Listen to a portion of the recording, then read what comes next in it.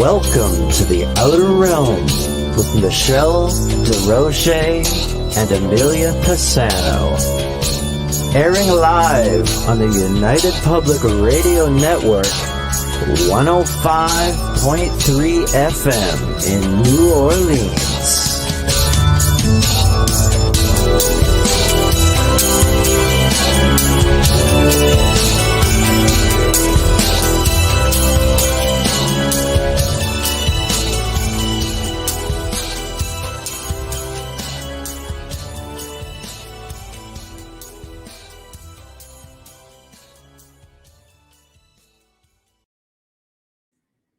Good evening, everyone. Welcome to the Thursday night segment of the Outer Realm. We are broadcasting live here on the United Public Radio Network, 105.3 FM from New Orleans. We are fully sponsored by the amazing people over at Folgers Coffee who have been with us since day one. So thank you, Folgers. Also, big thank you to our other sponsor, Dr. Snick, the Sonic Surgeon, aka Justin Snicker, who is responsible for that amazing intro and outro that you guys hear. His music is found anywhere that good music can be found. Tonight, we welcome back the return of David Weiss. He's going to be continuing where he left off with the flat earth perspective, shall we say. Try to reframe that. So love him or hate him, you don't have to agree with him. However, as per our motto, we don't always necessarily share the same, we don't have the same feelings, about a lot of what our guests talk about, but we always give them the respect and the courtesy of listening.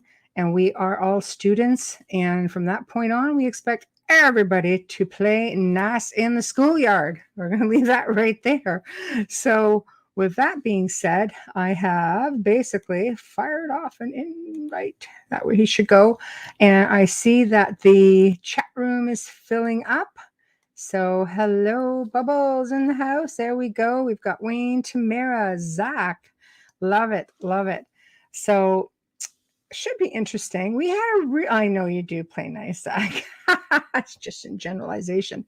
But we had a really fun time with him the last time. And we're really looking forward to it again. He's just got really good energy. He's just full of energy. He's passionate about his cause and what he talks about. And I think that's great. I think that he really believes this and he really wants to put it out there. And we are happy to offer that platform for people to talk about what their perspective is on certain things. And again, as per our disclaimer, we don't necessarily, share the same opinions, but we do always, show respect to our guests. They are taking the time out of their evening to spend with us all. And whether you agree or don't disagree, I think, again, the courtesy is, everybody deserves the courtesy. But I have to say, he had and still holds the record for probably the highest archive hit on SoundCloud. It went up really quick. So he's probably neck to neck with a couple of Joes and ours, but he really went up quick. And on YouTube, he does hold that record with us. He's got well between 2,000 and 3,000 listens. And that happened relatively quick. I put that on the Outer Realm YouTube just as an archive, as a backup. And within a week, it shot up to over 2,000. So there's definitely some interest out there. Yes, Tamara, everyone does have a right to their own view of the universe. And is that going to be one heck of a show tonight? It will. I think so as well. I think it's going to be a great show. I heard somebody make a comment today, just going through some research and you're checking out what other people's shows that our guest has done. And people are like, you know what? You can believe what you want. That's your perspective. It's your prerogative. But if you're in a position of authority, you shouldn't teach certain things to people. I'm going to talk to him about that tonight. But I don't know. I think, you know what? I absolutely agree. But people, again, have the right to listen and make their own judgment call. I think we've been living in, suppressed state of everything for quite a long time now. And over the last couple of years, it's been having to mind our P's and Q's, including right here, on YouTube and such. So we do, we are seeing a lot of censorship and that sort of thing. And I just don't think that that's right. I think if you're an adult, then you should be able to make up your own mind. If you're a child, then a little bit of a different situation. And, the fact that you'd be listening to one of these shows, I would like to think that you'd be with a parent or somebody along those lines just to sort of guide you through that. But as we wait for David to come in, I'm going to grab his bio. So David Weiss is a businessman who walked away from his own very successful company to pursue spreading the truth about our world. He is the host of the Flat Earth podcast, creator of the Flat Earth Sun, Moon, and Zodiac Clock app. He has an amazing ability to take anyone from ridiculing the idea of a flat Earth to the mind-blowing understanding that we don't live on a spinning, wobbling, rocketing water ball in infinite vacuum. I like that. He also shows you why the topic is the most important topic of these troubled times. And we are in troubled times without a doubt. So, with no further ado, here he is. Hey, how are you? Hey, what's going on? Thanks for having me back. Oh, we had a blast with you the last time. Yours would be great. Oh, hey, I just want to start out by saying nobody should believe anything I say, right? I'm going to point towards a bunch of doors that you've never seen, probably haven't seen. And then it's up to you, listeners, to go investigate yourself and find out what's true. Belief is the enemy of knowing. Belief is easy. It's a lazy man's trick. You want to be rich? Invent something that'll make people lazier and everyone will get it. Okay. People love being lazy. You believe, you have lots of beliefs, right? If I told you I lived in Connecticut, you could believe I live in Connecticut. You're done. But if you wanted to know I lived in Connecticut, you'd have to go do some research, go online, look on Facebook, find my friends. Oh, they're all in the same town. Look, there's this high school. Yeah, now you know. But belief is the enemy of knowing. And the thing is, people believe they live on a spinning ball because they were told by a guy in a lab coat, a teacher that memorized textbooks and got A's. Therefore, they become the teachers, right? Textbooks made by the controllers that never want us to challenge their authority. Textbooks that teach us to be good little slaves for the corporate system that they have here. They don't teach us to use our higher minds, connect with nature, connect with source. They tell us 90% of our brain is unused. We only use 10%. That's the goal of the education, indoctrination, heliocentric system. So thinking that I'm the crazy one, well, I might be different than the majority of the people, but that's changing very, very quickly. There are so many people. You did an interview with CNN, and basically they asked you about this, and you actually were the first one to say, "What do you think? I like this? You think I like people thinking that I have these, idiotic ideas, and I want to be put in this position?" And I thought that was really interesting that you would come forward, with that sort of a remark. Since we talked, this is the people that are on the friend finder near me, which is in my app. There's within there was probably 50 people within how far am I? 50 kilometers, and now there's 375 or something like that. There's so many people across the plane right now. There's on the friend finder, there's almost 60,000 registered users. So thinking that I'm a crazy person, you can't even see the UK. The United States is covered with people that have woken up to something that every single one of these blue dots has in common is they all thought flat Earth was stupid. They thought it was a psyop to discredit truthers. They thought it was ridiculous. They thought it was the dumbest thing they've ever heard until they looked, until they actually looked. And when I say look, you can't Google flat Earth because the controllers will feed you nonsense. They'll feed you all of the what we call anti-flat earthers, right? They have paid guys out there to ridicule you, to talk down to you, to talk in snarky attitudes, to call themselves a professor when they're really a failed musician, to call themselves science man when they're really straw man Dan, Okay, when they put and then Google pushes them out. You Google flat Earth, you don't find any good flat Earth information.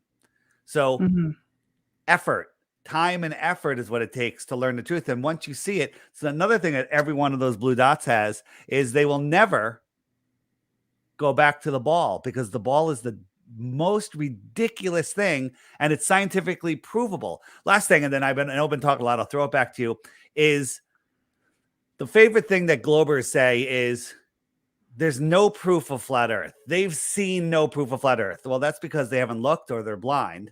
And there's tons of proof of the globe. Well, the opposite's true. I'm offering 3 Bitcoins for 1 globe proof. 3 Bitcoins, 1 globe proof. And so far, nobody has even come close to finding anything that proves we live on a spinning ball flying through a space vacuum. I don't even ask you to prove that it's spinning or that space is a vacuum. Just prove we live on a ball, and we don't. But didn't somebody just come out and say that he accepted the challenge on Flat Earth with $100,000 reward For a and map? he proved it and basically was told, no, it wasn't a real map. It was digital, so we're not paying you. I'm just bringing it up. Sorry, because I wanted. No problem. I wanted your perspective on it. Yeah, he goes by Flat Out Hero. No, boasted Flat Out Hero. It's impossible. Never heard of him. Really? Yeah. There's some article. There was an article, a couple of articles that came out.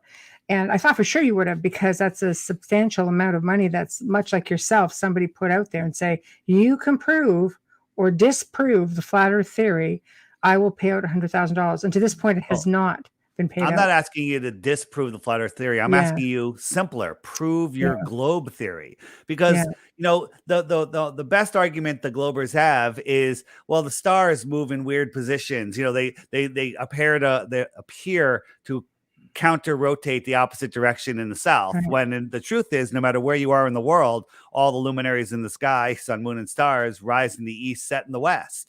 Okay. But because you're turned around, you watch something spinning, turn around, it's now spinning counterclockwise versus clockwise. So, and also the optics of the sky are no way to prove the shape of the Earth.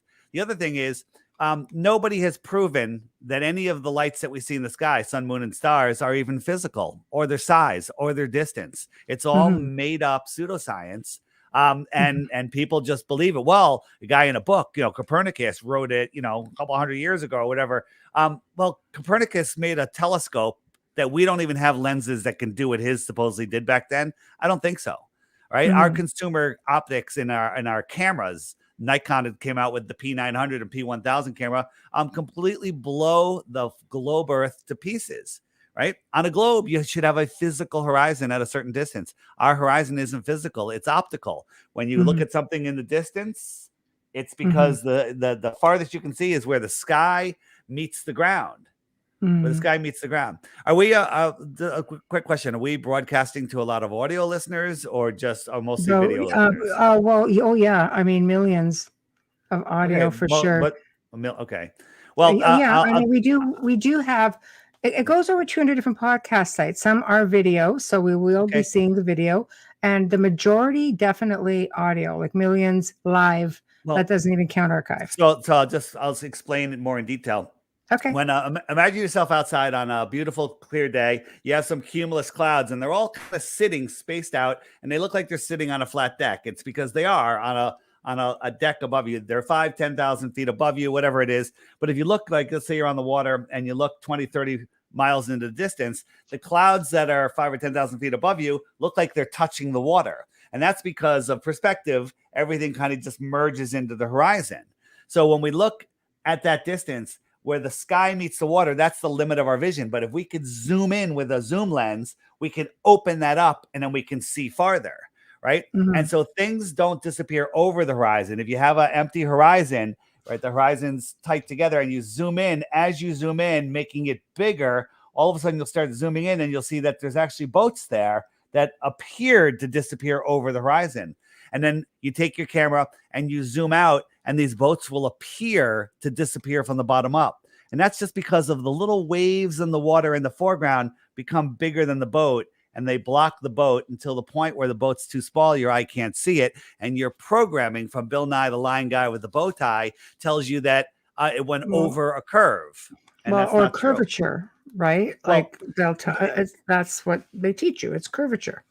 They teach you it's curvature, but if something goes over the curvature, it disappears behind a physical horizon, and zooming in on it doesn't bring it back.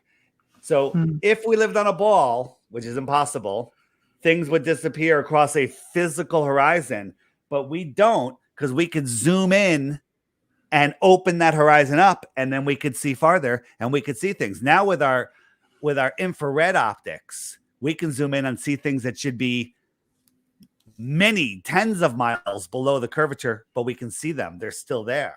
So how is that explainable on a ball?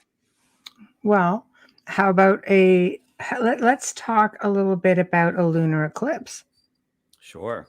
I'd explain that one. Remember, I'm approaching this from, I'm the student tonight. Amelia's in the chat room. Yeah. So if I pop up something, she's just recovering from an illness. So if I bring up her comments and questions on the screen, feel free to comment on comments, or I'll let you know when it's a question. Right. So the lunar eclipse.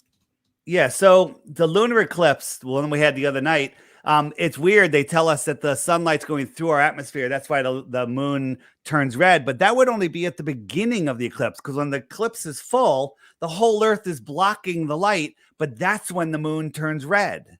And then there's other places on Earth where the moon doesn't turn red. Okay. So first thing is, we don't even know what the moon is. Globe Earth, flat Earth, doesn't matter. Nobody even knows what the moon is. They tell us it's 238,000 miles away. They tell us that big crater at the bottom that looks like spider web coming out of it is 40 miles wide. Well, if you actually do the math, 240,000 miles, you can't see something that's 40 miles wide with your naked eye, but we can. So they're lying about the sizes. They're lying about the distances. Watch every month, the moon is in the day sky for about a week. Look at the moon on a blue sky day. The blue sky is behind the moon. The blue sky is behind the moon. The moon's supposed to be 250,000 miles away.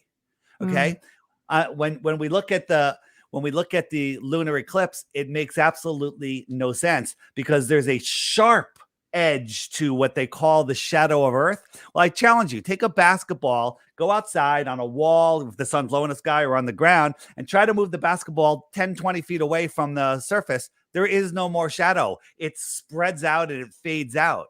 Right? You can't have an Earth 240,000 miles away from a moon and create a sharp shadow on it like that. It doesn't work like that.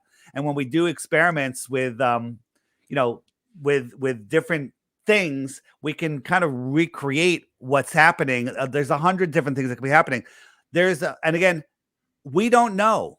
We're not claiming to know, but we're claiming to know that a lunar eclipse is impossible on a flat Earth.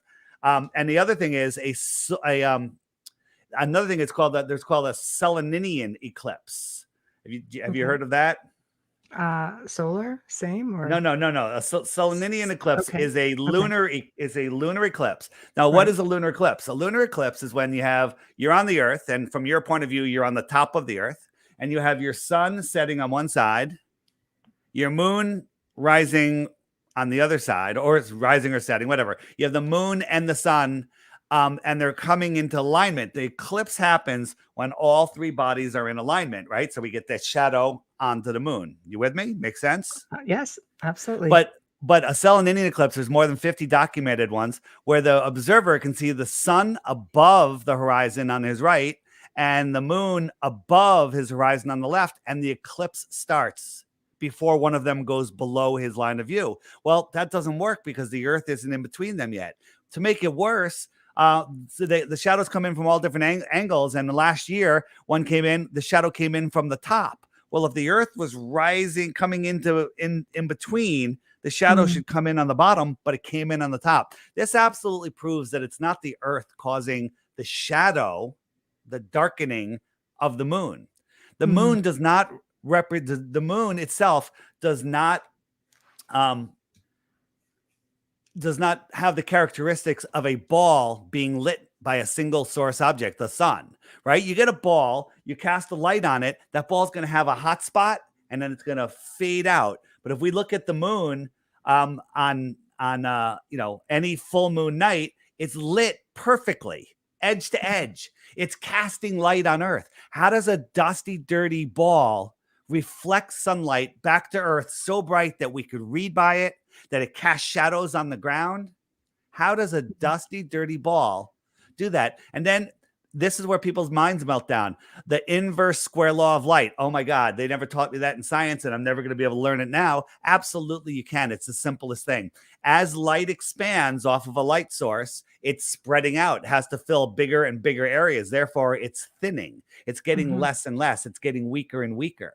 Okay. Every time you double the distance to a light, it's 1/4 of the brightness. Or every time you half the distance to a light, it's 4 times brighter. Okay. And you can test this out. This is real science. Well, if the moon is reflecting light back to Earth, the inverse square law says that the moon from 100 miles away would have to, if you were 100 miles from the moon, its light would have to be 64 times brighter than we see the sun from Earth. Well, that ruins the moon landings because that's not the case. I don't know if you can have something 64 times brighter than the sun. How bright is bright? What's the ultimate brightness? All of this stuff doesn't work. And then when you look at the distances that they tell us the sun is how far away? You don't know, right? No, I didn't know either. 93 million miles. Off the top of my head. Well, but here's the thing. The people that get my science guy on. The people that say flat Earth is stupid, they don't know their own model. They're defending a model that they were told as a kid with zero proof, and they're still defending it. Okay. They also don't know what the flat Earth is, and they have a false idea that it's a disc floating in space, that it's a disc with a spotlight, and the spotlight goes under. They have all crazy ideas. None of that's what we think. None of that's what we experience. I think you have passionate people from both sides of the spectrum. Well, agreed. Yeah. Sorry, Allison is just wondering where you're from. Connecticut. Connecticut. There we go, Allison. Do you believe it or do you know it? There we go. Adrian says, how do you explain seasonal changes with the sun being indirect in the winter but closer, and more direct but further away in the summer? I'll leave that question up for you. Okay. Well, it also depends on what summer and winter we're talking about. So for those of you listening, I'll try to describe it the best I can. So when we look at the Earth, the way let's talk about, I'll get to seasons in a second. But first we have to understand what the flat Earth is. So the flat Earth is not a disc floating in space, right? Which they want you to think. The flat Earth is more like a pond, right? A pond. What is a pond? A pond is a body of water surrounded by land that's higher than the water. It's the container of the water. The pond is the shoreline. The shoreline of the pond is just higher than the water. Well, Antarctica, they tell us, is a continent at the bottom of the ball. They also tell us a little bit, which is a lie. They also tell us some truth that it's the highest continent on Earth. It's plateau. It's, ground level is higher than all of the other continents. That's interesting, right? But if we look at how the Earth really is, Antarctica is the shoreline of the world pond. Put all the oceans together, put all the continents and islands floating all out in the middle of the ocean. The shoreline of our world, not the bottom, the shoreline at the same level as sea level is Antarctica. It's the highest land on Earth. It contains all of our water. It contains our world. That's it. Imagine if we're in Kansas and there's a lake. Let's say the lake is, 25 miles in circumference. And there's islands in the lake, and you're on a boat sailing around. Beautiful. And in the center of the lake, which is big, 25 miles. That's pretty huge. Is a tall mountain, and it's a big, gigantic magnetic mountain. It's a big magnet, biggest magnet you've ever seen. Okay. And so now you have a compass on your boat. That needle's always going to point towards the center of the lake.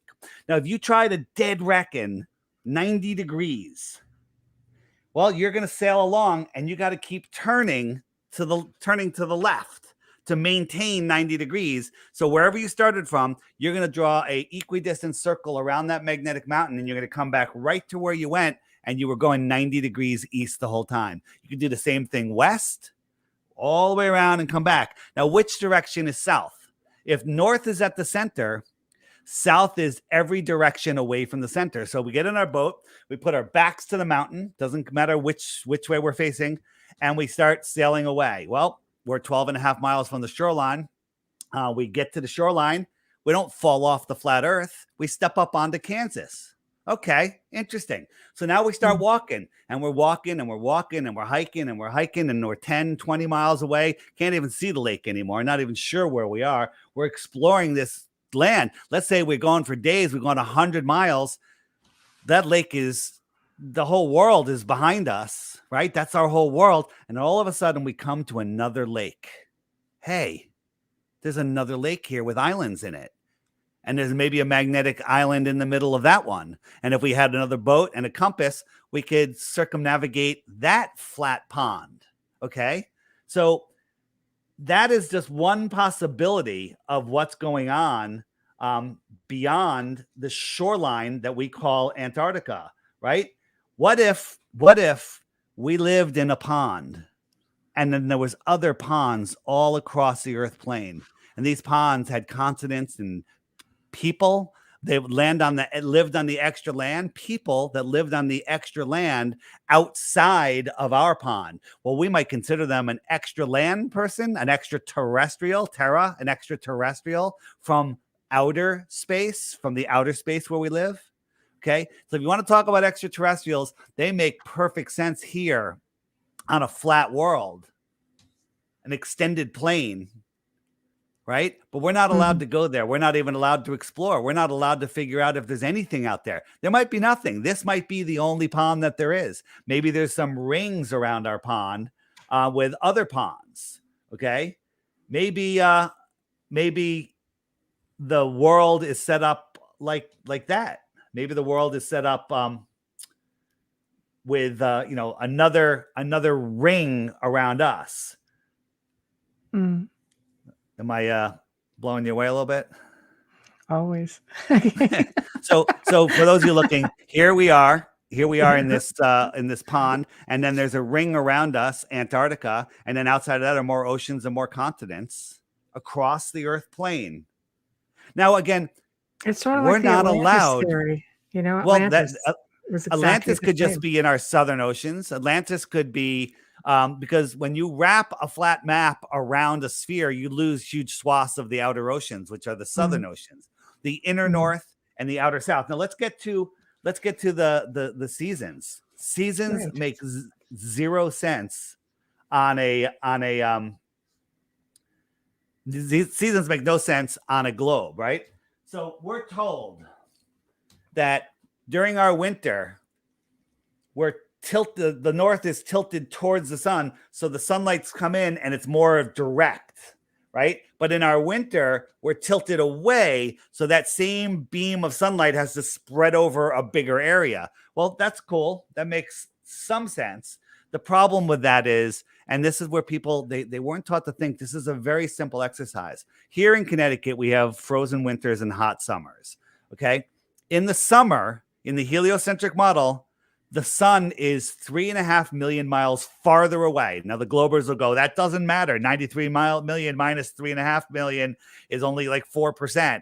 Okay, it's 4% farther away during our summer. However, I can go out down to the beach, and when the sun appears on the horizon, I could feel the heat pounding on my face, and within an hour, I can get a sunburn.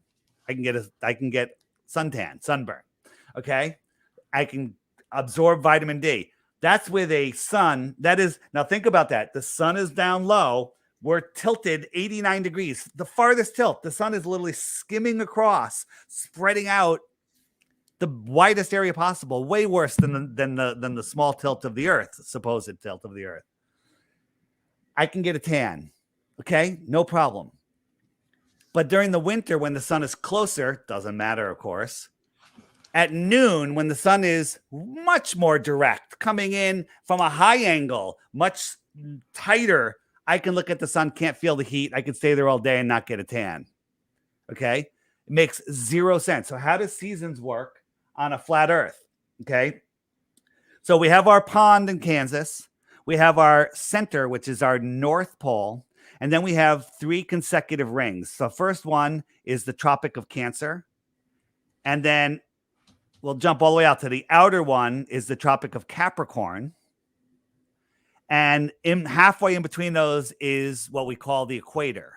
Okay. And if you follow the equator using your magnetic compass that points towards the center of our pond, and we dead reckon east or west, we're going to go in a circle equidistant around the center, and we're going to come right back to where we went to, and it's about 24,000 miles. Well, that's what they tell us the circumference of the sphere, the impossible sphere floating in space is. Okay.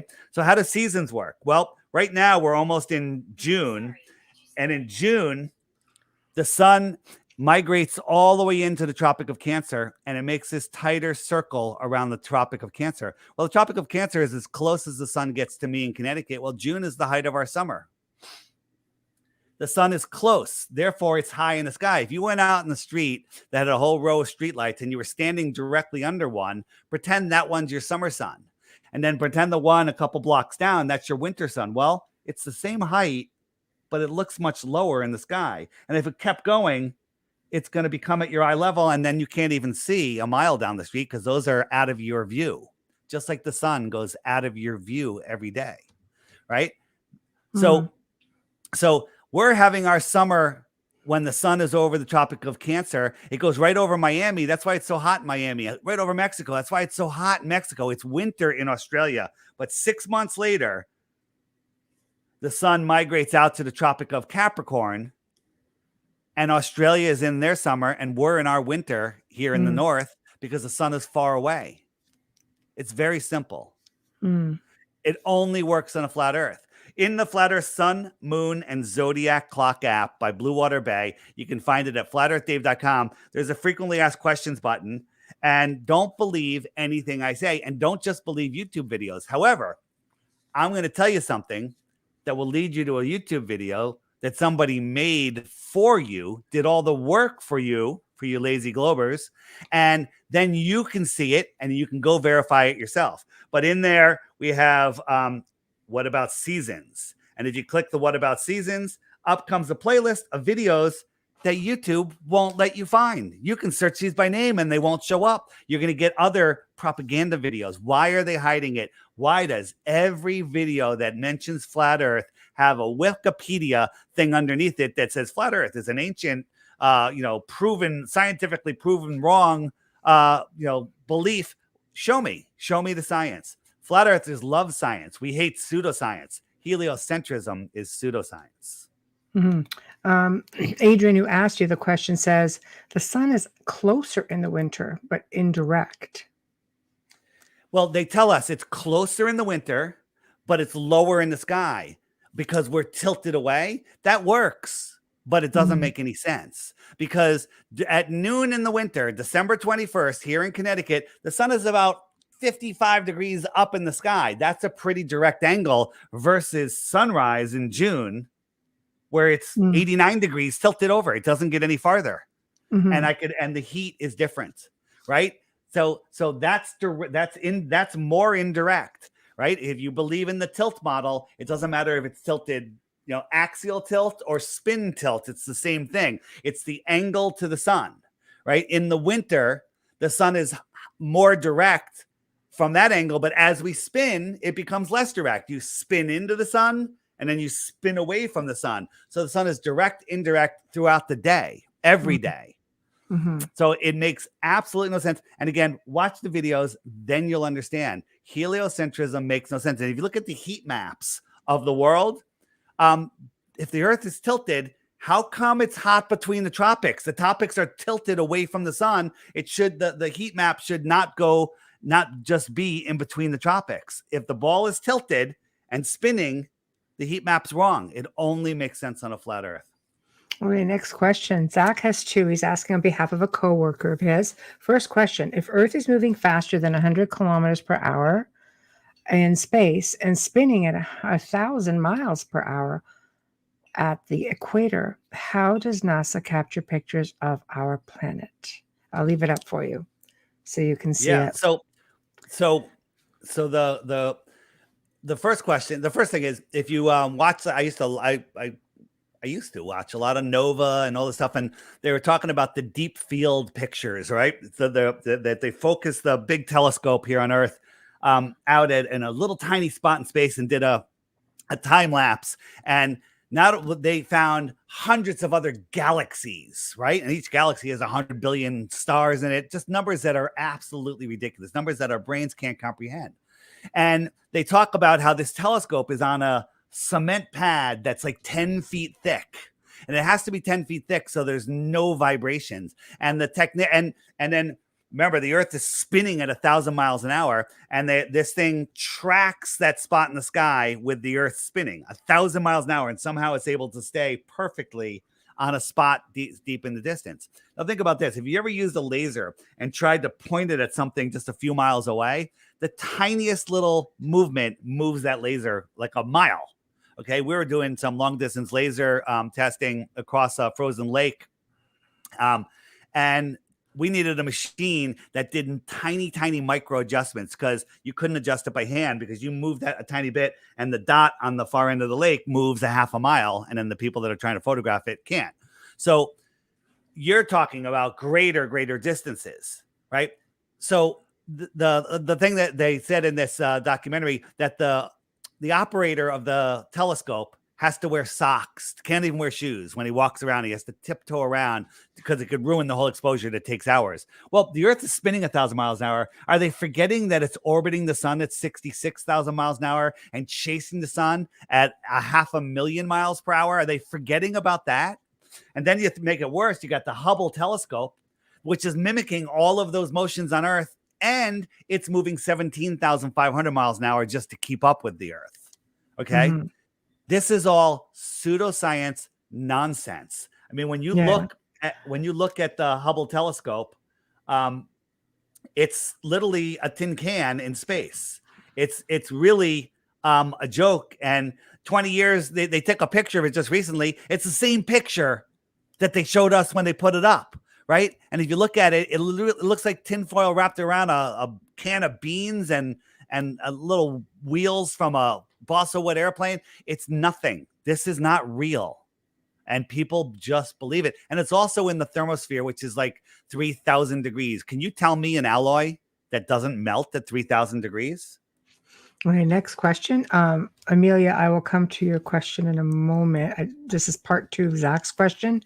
Why does the media say that a meteor is heading in our direction if we are moving at 100,000 miles per hour through space? How do they know which direction we're headed in? Is there a compassion for space that they don't tell us about? Which will lead right into Amelia's question after this. Yeah, so here's the whole thing. The media is completely 100% controlled by the elite, if I should call them that, the powers that should not be.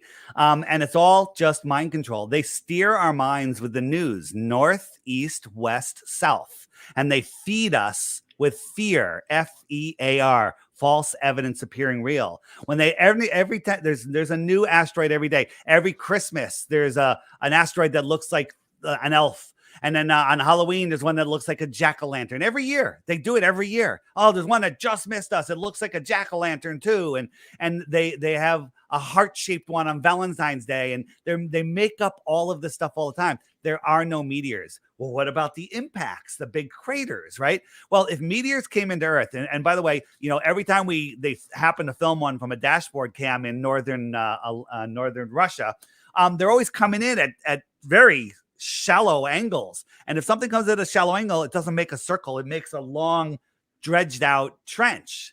But all of the meteor craters, the one in Arizona, they're perfect circles. What are they? They're methane bubbles. Our Earth bubbles up sometimes from all different types of things. There's plasma events that happen, but these are bubbles and they're still happening. Just look up, actually on the app in the frequently asked question, there is a asteroids and meteors section.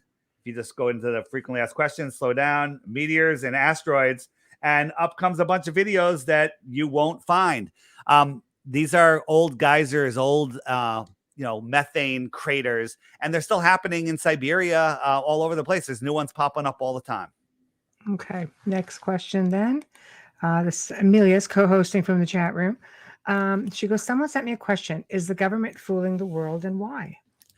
So the government is, it depends on, which part of the government. There's Yeah. Tread stoogers and there's people that cautiously. are, yeah, there's people that know everything, but it's all about control. Here's the thing. You know the movie The Matrix, right? The Yes, original Matrix. yes, and I have a question about that came in for you also. Yeah. So I'll let you So at the answer this beginning of the first. Matrix, you got Neo, and he is still plugged into the Matrix. Something's wrong with the world. He's depressed. He can't figure it out. His soul is trying to tell him something, but his mind can't hear it yet because he's still plugged in to the programming. He believes the world is something that it's not. And then look at Neo at the end of the movie when he unplugs from the Matrix, which is the heliocentric system, right? He unplugs. He takes back his power. So this is the whole thing.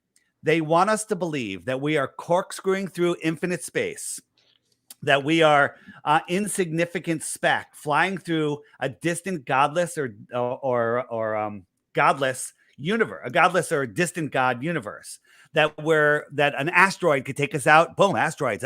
Asteroids took the dinosaurs out. Guess what? Dinosaurs never existed.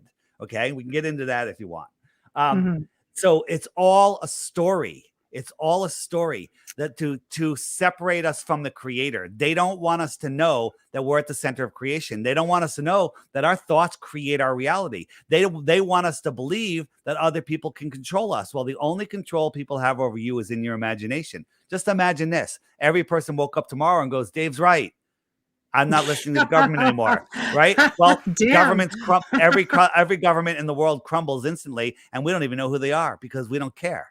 Right, because they're nothing. They're absolutely nothing. I have to bicker a bit about the dinosaurs, only because I mean there's tons of evidence and bones and teeth where DNA is being extracted. So hold on, let's talk about that. Okay. We'll get into that for a second. So there's not tons of bones. There's a bone here and there. They'll find a whale bone at the top of a mountain, and they'll say, "Oh, that was a stegosaurus." There's a lot of bones. Right? There's museums full of bones. No, they're not. They're actually made from ground up chicken bones in China. They're all put into molds, and the museum will tell you, they'll admit those aren't the real bones. The real bones are too radioactive and too precious to put out for the public to see. So these are just replicas of what they have. No dinosaur head has ever been found. And here's the bottom line. If you look at all the megalithic buildings and history, back to the pyramids and on, no one ever mentioned finding a dinosaur, ever, not once. In the 1800s, 1850 something, give or take, some royal guy in England wrote a paper theorizing that dinosaurs existed. Theorizing. First one ever to come up with it. He wrote a paper, published it, and a year later, to the day, he and his team found the first dinosaur. Okay? Enough with the garbage, right? No dinosaur head has ever been found. No dinosaur skull. We're supposedly running off of fossil fuels. Dinosaur juice is going into our cars. This is nonsense. This is absolute and complete mockery of the human mind. They want you so dumbed down and so indoctrinated into their system. Use the 10% of your brain that makes you a good accountant, makes you a good manager, makes you a good marketer, makes you a good finance person working in their beast system, makes you working in their corporate system. They don't want you being an entrepreneur. They don't want you working together and raising children and educating them to the real ways of the world. They want you in their corporate slave system. And the way they do that is the heliocentric matrix. If you're trapped in a prison and you say, hey, I want to be an explorer, and the teacher pulls down the map and goes, Truman, there's nothing else to discover. It's all been discovered. Well, you've just shut off 90% of your brain. You've shut off 90% of your imagination. And if you do that, you stop manifesting. You're stuck in a cave, if you will. Okay, so here's another question just rolling in here. Explain why the Coriolis effect changes direction at the equator?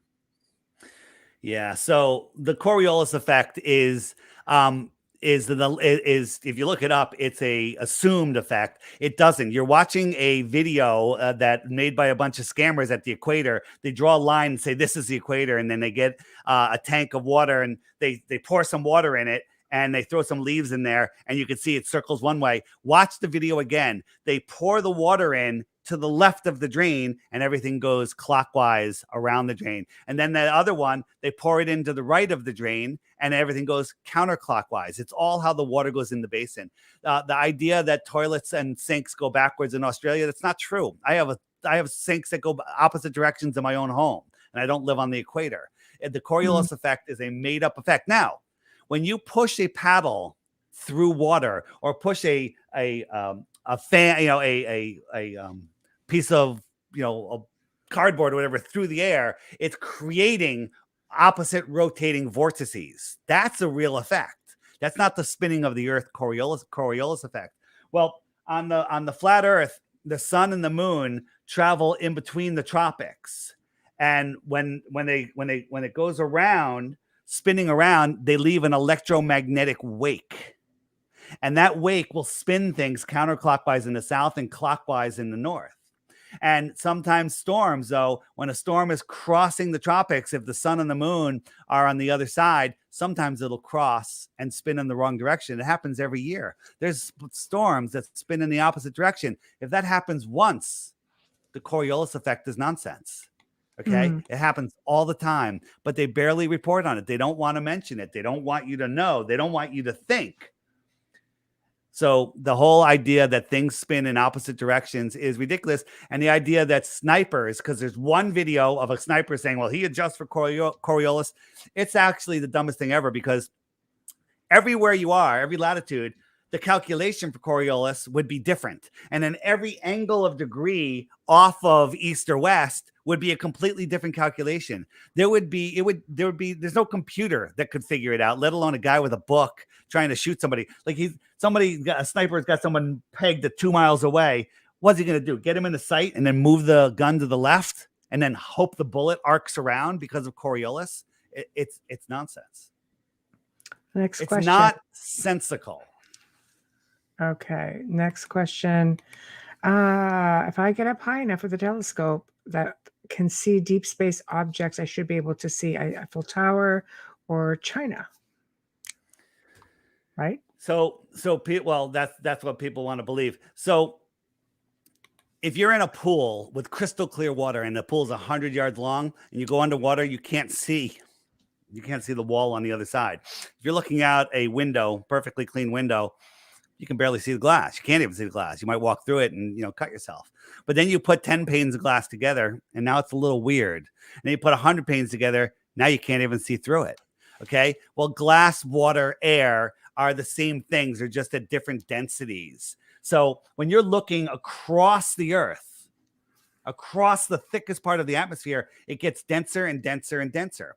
Now, there's a spot in Aluja, France, and this church parking lot where you can look out over the ocean, and Mount Canigou is 175 miles away. Well, the Earth must be curved because we can't see it even on the clearest of day. Okay. Right. Well, you don't see me. You don't see anything. You see the light that's bouncing off of it. Well, the light that's bouncing off of Mount Canigou isn't strong enough to push through 175 miles of atmosphere. It gets weaker and weaker and weaker, and it doesn't make it. Okay. However, twice a year, with the sun migrating in between the two tropics, it lines up with the viewing spot and the mountain. And when the sun lines up between you and the mountain, all of a sudden, as it goes into the distance, it starts backlighting the mountain because the sun's light is bright enough to push through 175 miles. And when it backlights it, you can see the mountain, and the very top of the mountain should be over a half a mile below the curve if the Earth was a ball, but it's not. We can see too far. And then when we get infrared that cuts through the glare more, we can see things that should be dozens of miles below the curve.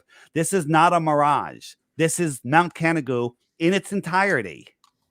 And it's the top of the mountain should be over a half a mile below. So that's only 175 miles. You think you could see the Eiffel Tower? Are you kidding me? Its angular size would be 1,000,000 times the magnitude too small for your eye to resolve if the light could get to your eye. Okay? You can't zoom a camera through opaqueness. The atmosphere becomes opaque, and then that's the end. That's the end of it. I mean, that's what you can't zoom any farther through opaqueness.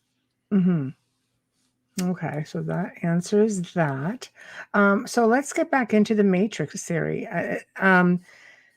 Essentially, what you're saying, this could almost be like the Truman Show and the Matrix all in one. Yes, Because let's very face close. it, poor Well, Truman really got well, worked over, so right? think about this. Think about this. So you have a pet, a dog, a Right, cat, right. whatever, a lion, whatever, and you put them in a small yard with a fence. They're just going to want to find a way out of that fence, you know. Mm, Um, and then so now you take them and let's do it with a wild animal. You have I don't know, a lion, if you will, and you mm, put them in a park that's 500 miles around and then it has a big fence. Well, that lion's going to be pretty damn happy. One day he's going to come across the fence and go, huh, a fence. Then he's going to turn around and go right back into the park. He's going to be good. But you put a human in there in the center of that park. And one day he roams 250 miles from the center, goes, mm, huh, a fence. I'm going on the other side of that, and I don't care what you say. I'm going because we want to see where our curiosity wants us to explore. That's our mm, nature. right. Okay. So Truman, the story was, his mother couldn't have him. The corporation bought him and they built a set, and then everyone's an actor. Everyone's an Right. actor except Truman, right? Well, if you started making that set bigger and bigger and bigger, you no longer lead actors anymore. If you made it 5,000 miles wide, you could just put people in it and nobody would know. And then you say, okay, just don't let them find the outside wall. And so how do you Mm, do that? Well, look at the Earth. So you can't go to Antarctica. Antarctica is off limits, right? And what do you mhm, mean? Lots of people go to Antarctica. You can take you can pay for a very expensive trip to the edge of Antarctica, and they'll show you some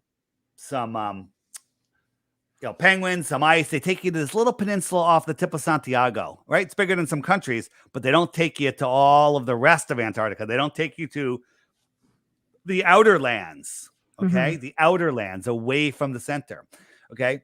So if we try to go here, I don't even believe that the United States, that this round of civilization, the 1900s civilization, even started figuring out what Antarctica was until the 1940s and 50s, okay? And when they did, they made it off limits.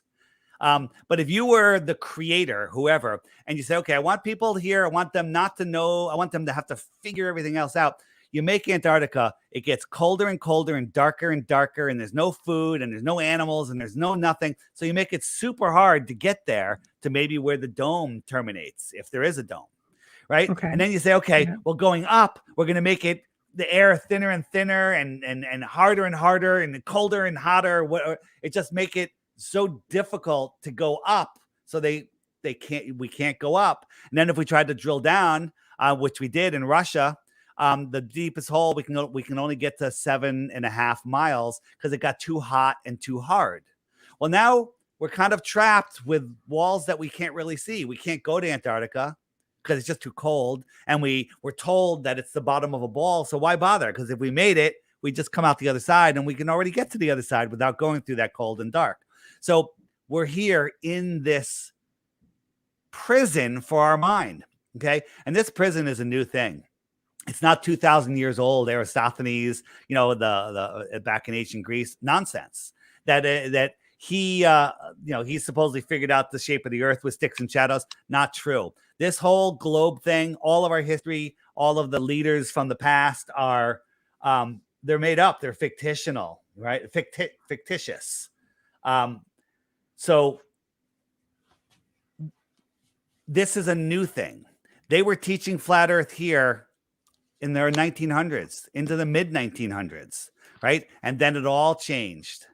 And they said everything's a globe. And there's all this history that shows us it's a globe. It's not true. It's not true at all. It's all every culture has known that the earth is a flat plane, right? Okay. Every culture before NASA, every religion before NASA's a religion, talked about a flat, immovable plane. The Bible's a A flat earth lot of book. the The Quran's ancients a flat earth believed book. that until the Greeks. Well, so the story is about the Greeks supposedly figured it out 2,000 years ago. So I thought I talked about this, but I'll show you. Aristophanes supposedly figured out with sticks and shadows. So think about this.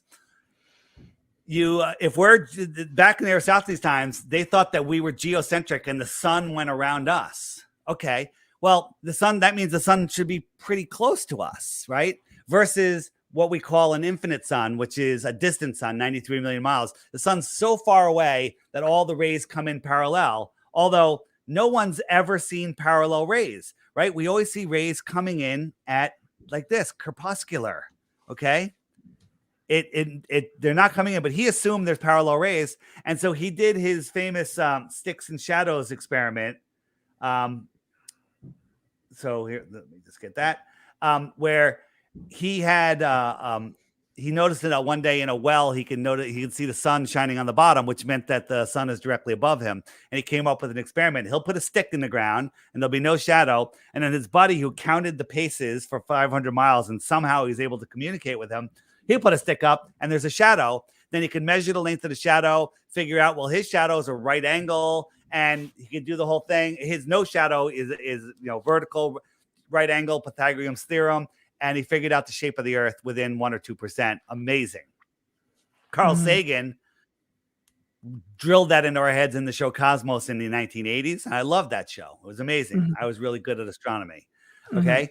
The problem with that is on a flat earth, it works also. We have a small local sun directly above Aristophanes. His buddy, 500 miles away, puts a stick up, measures the shadow, figures out that flat surface that we're looking at is a sphere. Just put down 3 beer bottles 5 feet apart in your house and put a light over the middle one.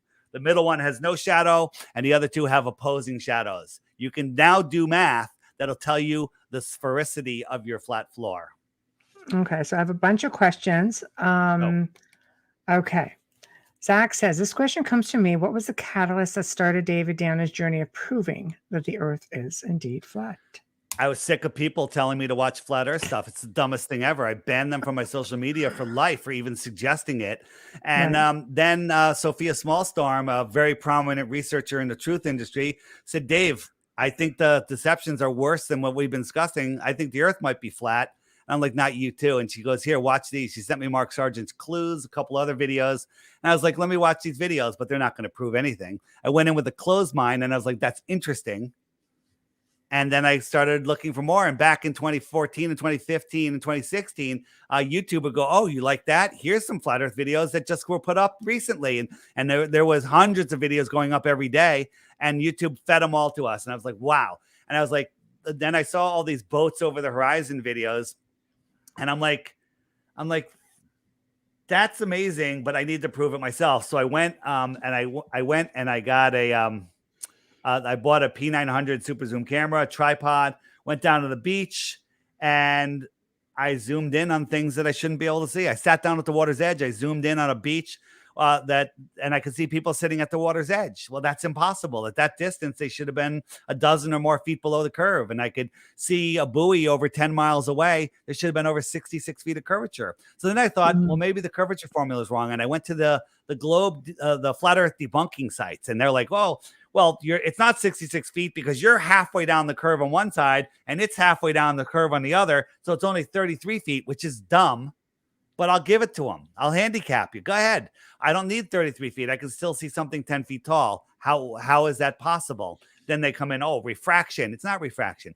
We can see across Chicago, across Great Lakes to Chicago, 50 miles. The tops of those buildings shouldn't be showing. We can see the entire city skyline. Then the weatherman who was talking about the picture said, oh, it's a mirage. So a couple of our guys went down there, got on a boat on a clear day, put the camera on that mirage, and then took off and went 50 miles across the lake. That mirage should have disappeared at some point. It never did. Buildings always stayed. It wasn't a mirage. It was the actual buildings. That means that the earth is either flat or 1,000 times bigger than they tell us. Okay? Adrian says because the camera is not at ground level. Sorry, Amelia, I'll get back to you here. No, that's absolutely not true. The higher you put the camera, the farther you can see, because your angle, you're changing your angle angle of attack. They tell you, like in Dubai, you can watch the sunset, then jump in this building, go to the top, and watch the sunset again. No, that's because the sun is going behind the atmospheric deck of opacity. What do I mean by that? I'm going to show you something very visual here, but I'm gonna show. I'll explain it for those of you that are listening. But I highly recommend that you find this video and do it. So yes, on the Earth curve calculator, and you can just Google Earth curve calculator. It's also in the app. Just go to the app and go to the Earth curve calculator. You put in the distance and the viewer height. It takes into both. Okay. Mm-hmm. And even if you want to do that, it's half and half, cut everything in half. You can still see too far. It doesn't matter.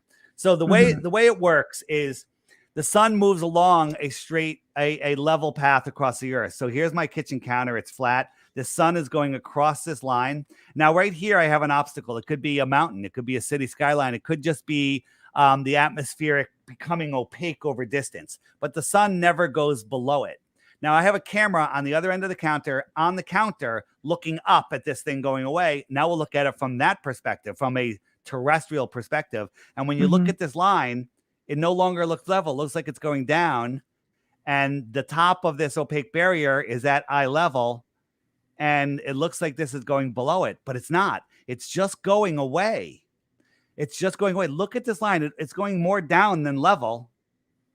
And this is a level line, and this sun is moving away. Comparing it to a real sunset, the sun went away, down, and look, it's going behind something right here. This is the atmospheric deck of opacity. Looks just like this, but this is what's really going on.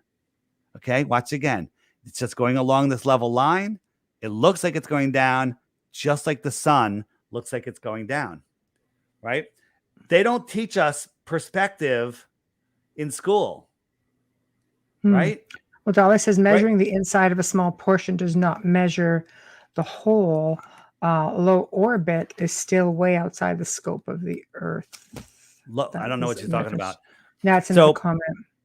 So here are some street lights going. We know that this is a level road, and these street lights look like they're going down, but they're all level. Well, here's the sun going down. It's just going away. It does the exact same thing. When you take the time, engage your God-given brain and your common sense, and replace the nonsense that they gave you, that they feed you, guy in a bow tie, guy in a white lab coat, a teacher with a Rockefeller-funded textbook, okay? When you disregard that nonsense and you think, right? Well, I'm not a scientist. I don't have a PhD. Those are the worst. Those are the ones that memorize and regurgitate the best, and then they teach the next generation. Okay, another question. Amelia, then where is all the lithium coming from for these electric cars? Because those are being like pumped out and pushed out like crazy right now. Well, across the Earth plane. Admiral Byrd flew out over Antarctica, said there's a continent bigger than the United States filled with uranium and coal and everything we could possibly need. No human is there. It's filled with minerals. And then they made it off limits. We put up a treaty in 1959 that's still in effect today, can't even be questioned until the year 2041, right? We're fighting over resources everywhere on the earth, but there's uncharted, untouched land that no country is allowed to go to. It's guarded, okay? You can't get to Antarctica on your own. You can't explore out there, right? And so where's it all coming from? It's coming from the earth. The earth is a flat plane. It's massive. There is no shortage of resources. There's no shortage of water. There's no overpopulation. Every single family in America could have a half an acre in Texas, and Texas would have plenty of empty land. Every single family in the world could have a half an acre in Australia, and half of Australia would be empty. Okay. And that's at the size that they tell us. Australia is bigger than they tell us. All right, next question. If NASA or Musk offered you a ride into space, would you go? That sure would clarify things, I think. Because that was something else I was going to say. You know, we've got actual citizens now who are going to be having the opportunity, some of them have already done it, to go into space and have a look for themselves. Well, I'm going to show you how that's absolutely not true. And I'm going to give you to the listener that said that, if Walt Disney and Warner Brothers offered to put you in a cartoon with Roadrunner and Bugs Bunny, would you take the opportunity to see if Roadrunner would kill you? Because that's an equivalent question of what you just asked me. Well, right? I might have dated myself with Roadrunner. What I'm telling you is one way to prove it to be true or false is take the ride and see. Nobody has ever gone up in a rocket into outer space, ever. And that opens up a whole can of worms. We'll go down that road. It sure does. Yeah. So let me show you an unedited video from Elon Musk. And remember what I said? If you fake space once, yeah. I don't know if I said it on this show. That might have been the last show. Then you're a liar and everything. So oops, that's not the one I wanted. This one's pretty bad in itself, but I'm going to show you a better one. Okay. Where did it go? Well, this is an interesting rocket. Where is my it's in the rockets. So this is Elon Musk. This is a test flight of a rocket that's going to go to Mars. Now watch this thing. Edit, and watch the cuts and watch everything's in real time. So this is a shot of nothing, right? This is the onboard shot. Now look how slow this is going. This little flame is lifting this 100-ton rocket into the sky. Okay. Now we have this far shot. Interesting. It looks like it's barely moving. Now use your mind, use your brain. The smoke now look how high it is. The smoke that's coming off of this thing. How fast is this moving? Look at how close we are and at the side angle that we have. It can't be that high. Now it's off and it's falling. It's 40,000 pounds empty and it's free falling. Now look at the smoke. How fast is this moving? Now watch the next edit. Now it's moving even slower. Look at the smoke. Is this 40,000 pounds free falling out of the sky? Now look how high it is all of a sudden. Okay. Right. They're trying to show you the earth curve. Now it's falling again. We're going to have one more shot of how high it is. And then it's going to turn itself upright. Watch this. Look how high it is. Absolute insanity. Okay. And now the engines are going to turn on. It's magically going to upright itself magically. Right. Now, and then the cameraman's going to get it right underneath it. There was a nice edit right there. 2 of the 3 engines are going to burn out. Watch. 2 of them are out.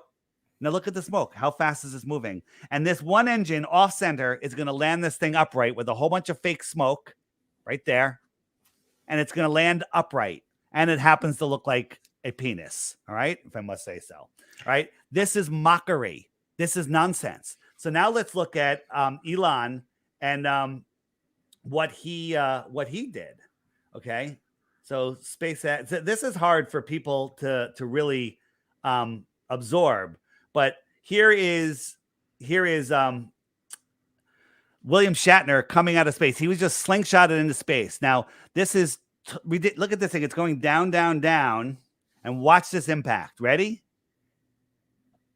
I'll show you a closer one. Okay. Watch again. And it's going to watch this impact. There's a 94-year-old man. I think he's 94, or however old he is, 90 something.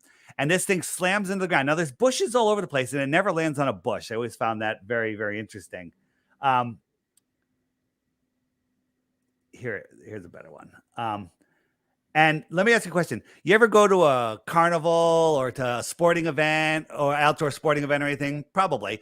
What do they always have there? You always have EMS there. I used to run a school carnival and we had to have a town EMS there in case somebody got hurt. Makes sense, right? Where's the EMS? There's just Jeff Bezos, a couple of wives, a couple of unknown cameramen, not a single medical worker to check this guy that was just slingshotted into space.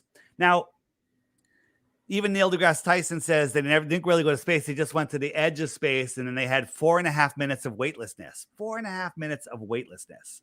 Right? Let's watch that impact again. Right?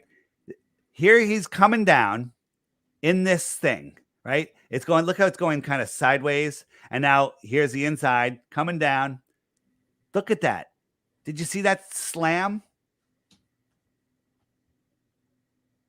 Nobody is on this thing. This is a trick, right? And now let's look at them in space. Now you got cameras all over this thing. Well, if they're floating for 4.5 minutes, I want to see the uninterrupted footage, but you can't because this is all they show you. They show him playing with the little floating things here. Now, there's two things that could be happening. Some of this could be in a zero-G plane, and some of it could just be they're all hanging from wires. But here's Shatner over here. He's not even floating because that's a whole nother thing. But this is all edit, look, edit. People are in different positions. This is a whole series of shots. I believe this is done on what's called the zero-G plane.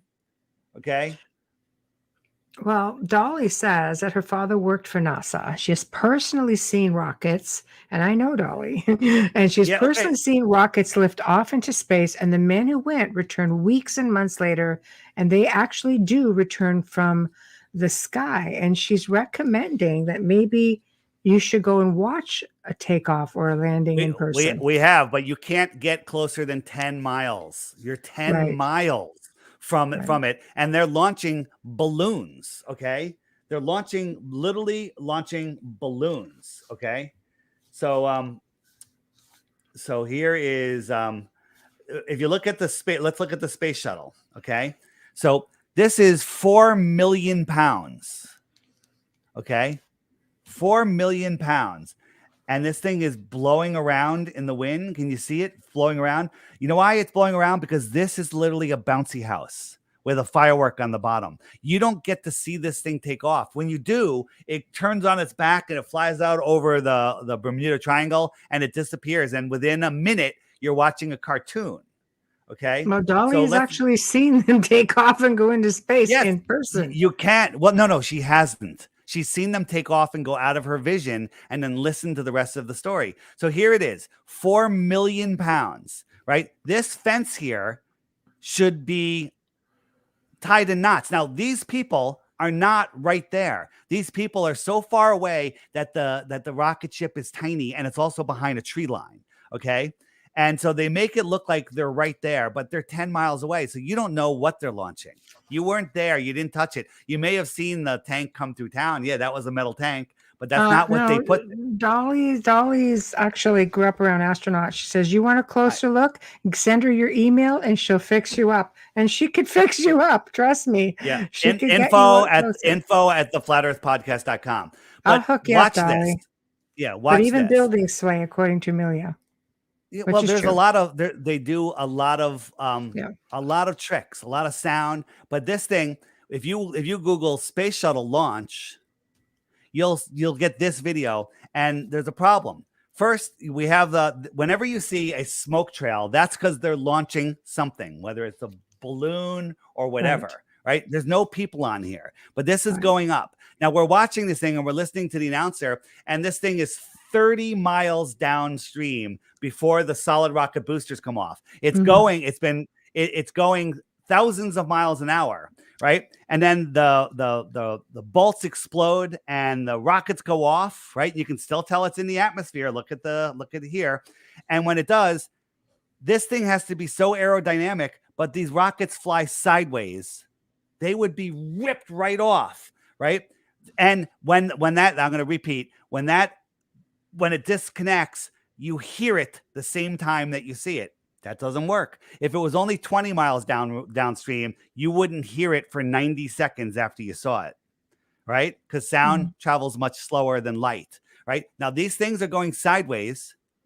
They're still firing out thrust. How come they're just floating? This doesn't work like that. If you look at the SR-71, which is like a razor blade, that thing could go Mach 3.2. Okay, Mach 3.2. Right? You with me? I am. And the space shuttle can go Mach 25. That hunk of junk. It makes absolutely no sense whatsoever. And the people that work at NASA, it's so compartmentalized that the one person doesn't know what the next person's doing. And most people work at NASA, they have no idea that it's fake. They have no idea. They're the ones that are the most fooled of all. So do you think with all this, I mean, you have so many people, they look at this, your discussion of this, like I say, you have passionate people on both sides who look at you guys look at one another as this is a pseudoscience. You guys are the ones that don't know what's going on. Do you think from the point of view of being a flat earther, is it mostly about distrust? You just not trust anybody's research? Well, no, that's not at all. We verify. Like, show me the Yeah. research. Like, she's saying that she saw something take off. How close were you? What did you see take off? How far did you see it? Did you ever see it enter space? Did you ever see a video from takeoff to connection with the International Space Station? How can you explain why they're using wires and green screens to fake gravity on the space station? And look at my latest video on DITRH, how you can't, about the bathroom. The bathroom proves that they're not in space. It's absolutely impossible. It's absolutely impossible. And here's the other thing. She's seen the actual building of the technology. Absolutely. They build stuff. They build satellites. They build all of the stuff. It's just not going into space. The satellites that are built are put up on balloons. They're all put up on balloons. NASA controls the entire world. Helium. All the helium companies are owned by NASA. All of the Challenger astronauts, the 6 of the 7 we found are still alive. That was the next question from Zach. Yeah. What is your explanation for the Challenger and Columbia shuttle explosions? 6 of the 7 we have found them, and they say the same name, same birth date, and they say, oh, that's my identical twin. So 6 of the 7 have identical twins. They have the same name. They all work for universities, I think.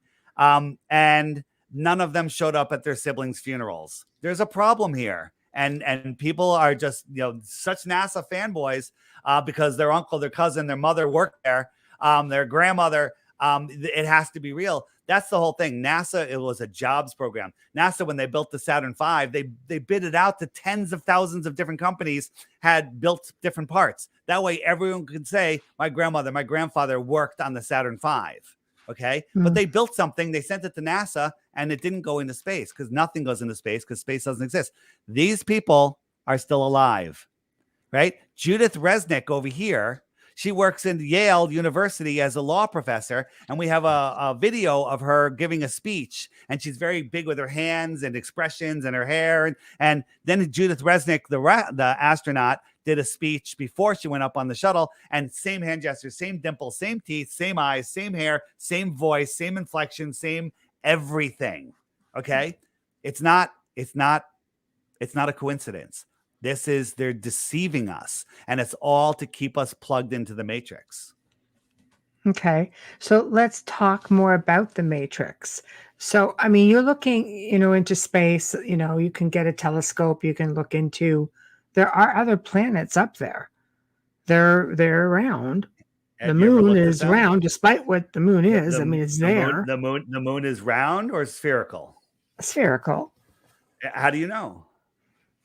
Well, all I could say as the student here right now is I look into the sky on a full moon. I see some big ass crazy round sphere sitting there. I got 4 spheres here. How big are they? Well, I don't have the measurements to the moon. You tell me. Well, no.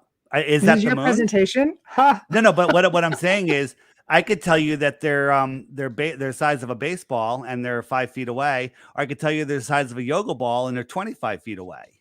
Okay, you don't know unless you know the distance. Now, let me ask you a question: is this one a sphere? I'm trying to see. Okay, there we go. Well, it's not. It's half a sphere, so it's hard. Is this one a sphere? Okay. Is that one a sphere? They all look like spheres from here. Very good. Well, guess what? This one's not a sphere either. It's flat. Look, right. Ready? Yeah. It's flat. How about this one? Is this one a sphere? What do you think? From where I'm sitting, yeah, because I'm only seeing one side. Yeah, no, you're seeing a cup. So what I'm telling you is you can't tell me what the shape other than the flat appearance of it is. Right. Yeah, that we see. So you can't say that it's a sphere because the optics of the sky, the optics of things that you can't touch are not are difficult to say. So here is a bridge that's flat, and as we get down lower, we get this miraging, right? And look at the railing wraps around. Well, this is the Glober's favorite one. This is Lake Pontchartrain Bridge, and they say this is the curve of the Earth. That's ridiculous. The Earth would be like 10 miles around, okay? Maybe 100 miles. This is just optics. This is not a horizon. This is just optics, and we're getting a mirage, a reflection of the sky. If there was just sky there, that would look like the edge of the Earth, but it's not. So okay, I have to make. Hold that thought. I have to make a quick station and sponsor ID. Again, for those just tuning in, you're listening to The Outer Realm with myself, Michelle DeRoche, and Amelia Pisano, who is in the chat room tonight. Our special guest is David Weiss. We are talking flat Earth. So spinning off of his last segment with us, we are fully sponsored by the amazing people over at Folgers Coffee. So thank you, Folgers. We love you and appreciate you so much. Also our sponsor, Justin Snicker, aka Dr. Snick, the Sonic Surgeon. We appreciate your sponsorship of our intro and outro as well. So if you're just tuning in, again, we are talking about the flat Earth and David Weiss. Love him or hate him, he's passionate, and he's definitely got an answer for everything so far. I don't have an answer for everything. I have, when we're done, we're going to find that certain things fit into only works on a flat Earth, and certain things work on both, but nothing only works on a globe Earth. There's a problem. There's a problem there. So this is NASA. The famous picture of Jupiter in 2014 and 2016, they said, we got a picture of the northern lights, which prove that there's a magnetic core at the center of Jupiter. Cool story, but why are all the clouds exactly the same? This is just darker. Every single cloud, it's the same image. They're lazy. They're lazy, right? This should change by the hour or by the day, but it's the exact same thing over 2 years later. Well, Dolly says pictures are one-dimensional, two-dimensional at best. You're actually three-dimensional, so you can see that your head is actually round because you're three-dimensional, right? Because you're here and you can measure it, but you don't know the optics of things. Okay. And if you can't touch it, like, go ahead. I was going to say, going back to flat Earth, Adrian says, I want to know what's on the flip side of flat Earth. And Amelia's like, yes, what's holding it up? So, good questions. It just suspends. It just sits there. Like, what's under it? I don't know. Nobody knows. Nobody knows what it is. It's it's created. I don't know. And what's at the end of your infinite space? Okay, that's a tougher question than what's under the flat Earth. I don't know. They say it's God's footstool. I don't know. Right. Okay. So next, all right. Yeah. So next, Amelia says maybe Jupiter just doesn't change. That is not true because maybe it doesn't, but according to NASA, it does, because if we look at Jupiter, where is it? Jupiter, where is it? Oh yeah. So this is a video from NASA. Whoops. This is a video from NASA as a probe went towards Jupiter, right? And if you look, the storm, this red eye storm is spinning. All the clouds are they're going in different directions. So this is just over a period of a couple of days. Okay. And then that picture 2.5 years apart, that shows you NASA's lying. Unwind it. All of space is a lie. If all of space is a lie, nobody went to space, right? The International Space Station is impossible to see at the height that it is. If you look at a 747 flying at cruising altitude, it's so small you can barely see it. Double the height, you can't see it. The International Space Station is about the same size, but 50 times farther. And then people will argue that they can see satellites, which are even farther and smaller. But Jupiter does move. She said a still picture does not prove you right on that. This is not a still picture. This is a series of pictures of Jupiter spinning. This is fake. People can here's the problem.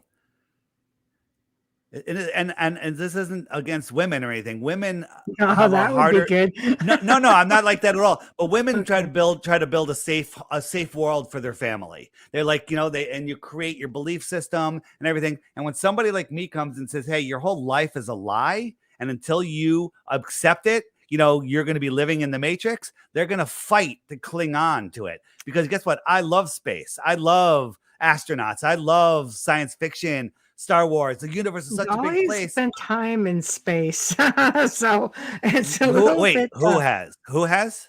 Dolly has spent time in space, She's so gone to space. Yes, and I don't think so. I'm going to connect you guys up. Yeah. What And mission did you have? She's in there right now. What shuttle did she go up on?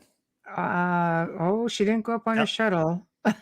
I'm going to Oh, let you guys. She's been on the show. She's going to be on the show so again in so a few weeks. she But I'm going she to went connect the two of you. to other worlds. Let me ask you.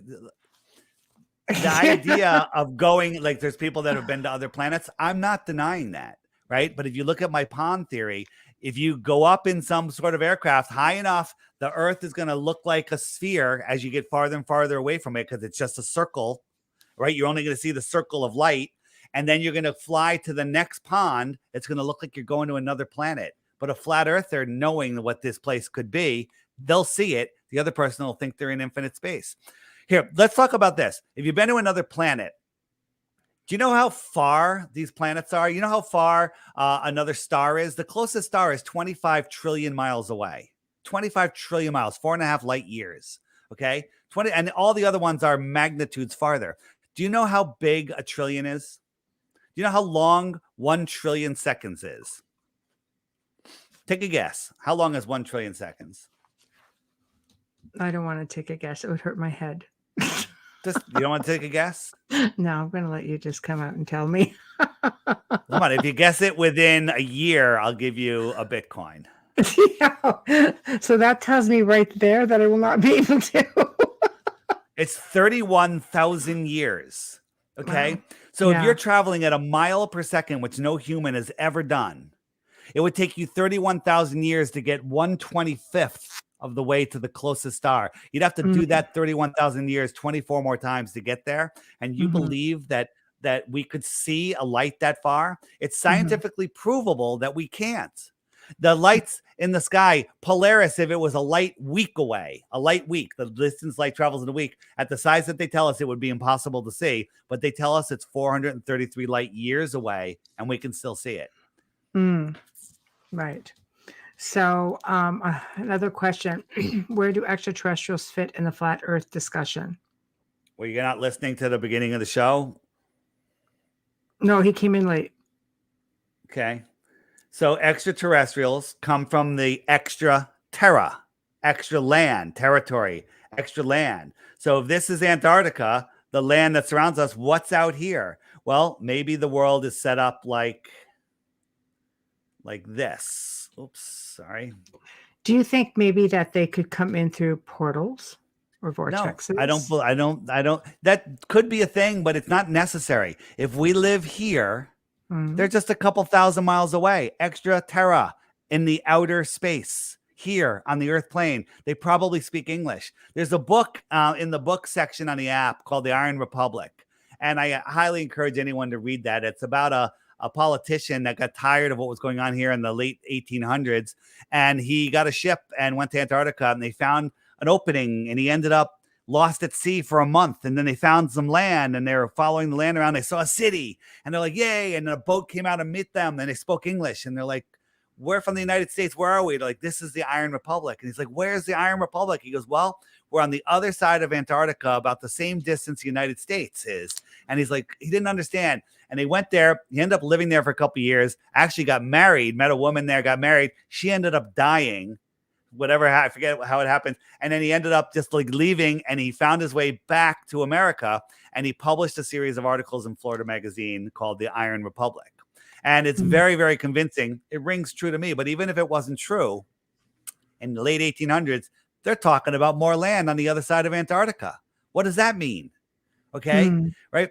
This is there, and there's a whole bunch of books about this, right? The Smoky God, they're all in the app under in the book section.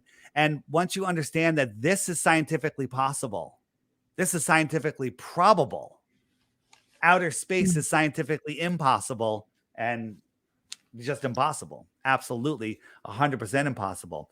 And if he wasn't here earlier, just going back to a map that I really like is what I call puddle theory. And it's this guy. Whoops, that's not it. Where'd it go?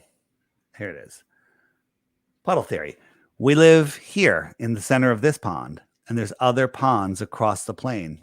These are other worlds. And now if you were to, let's say we can travel from one to the other in some exotic, secret propulsion program, which some people like to call the secret space program, and you can fly from one to the other. Well, this is going to look like a ball, and this is going to look like a ball until you get there. Then you come in, and everything looks like a ball in the distance. I can have you done that? light. Have you flown over this? And is this what you've seen?